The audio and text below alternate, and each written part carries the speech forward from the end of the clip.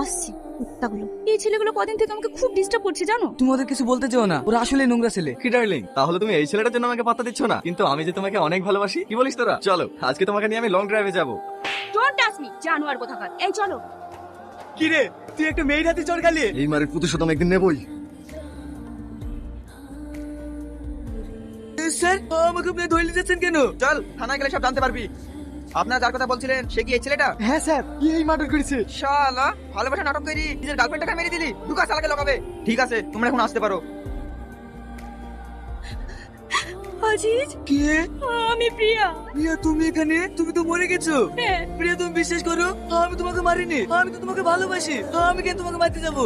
আমি জানি তুমি আমাকে মারোনি,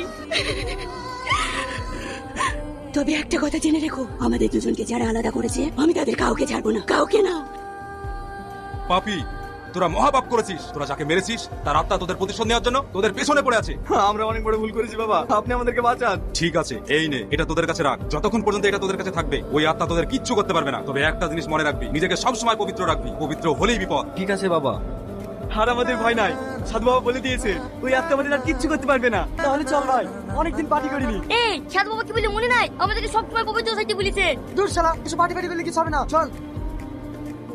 আজকে খাওয়াটা একটু বেশি হয়ে গেছে। বাচ্চাটা কি জানি ঝিমঝিম করছে। মাল খেয়ে যদি না হয় বেসামাল, তবে কিসের মাথা? দাঁড়া, তোদের আমি মজা দেখাচ্ছি। এ ভাই, গাড়ি এত জোরে চালাচ্ছিস কেন? আস্তে চালা, তোর কি মরার ভয় নাই? শালা নিজেও মারবে, আমাদেরও মারবে। চুপ করে বসে থাক, একটা কথা বলবি না। তোদেরকে আমি আগেই বলেছিলাম এইসব মদ পদ খাস নি, অপবিত্র হয়ে যাবি। আমার কথা শুনলি নি তো? এবার মদ।